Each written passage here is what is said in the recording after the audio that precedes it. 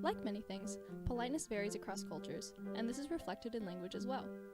To look at this, we're going to look into politeness as it is reflected in three languages: Spanish, an Italic language; English, a Germanic language with French influence; and Japanese, a Japonic language, an isolated family that also includes Ryukyuan languages. In 1987, Stephen Levinson and Penelope Brown proposed a universal politeness theory that, though often refuted, accounts for many aspects of politeness seen in Japanese, English, and Spanish. Essentially, this theory outlines the concepts of positive and negative face, with one's face being a public image of that individual, and positive and negative threatening acts being those that may intentionally or unintentionally challenge one's positive or negative face. However, like many things in linguistics, it is easy to discuss politeness theory, but can be difficult to see it in action, which is why next we'll look through some examples. To begin, let's start with English, and where we can see evidence for Brown and Levinson's theory. We can start with an example of negative politeness. Though there are three approaches to negative politeness, being predictably indirect, avoiding assumptions, and not coercing the hearer, it is easiest to take note of the last approach, avoiding coercion. Examples of this can be seen in someone being pessimistic, attempting to minimize imposition, and giving deference.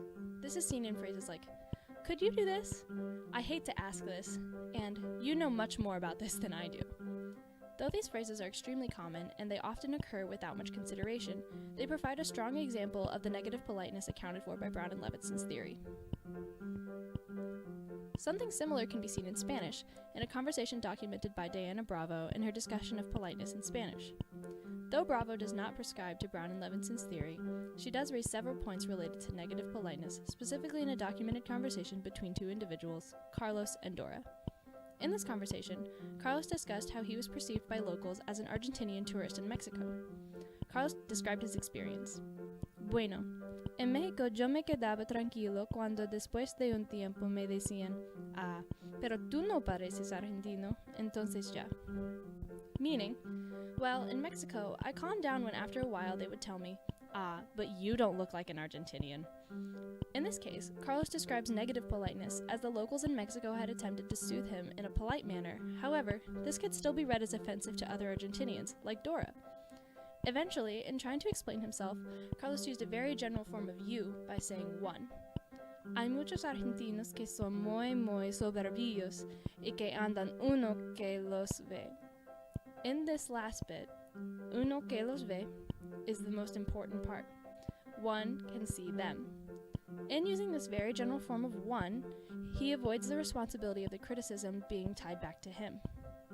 In generalizing in such a way, Carlos risks a positive face-threatening act in risking offending Dora, as she is also Argentinian, thus exhibiting an aspect of Brown and Levinson's universal politeness theory.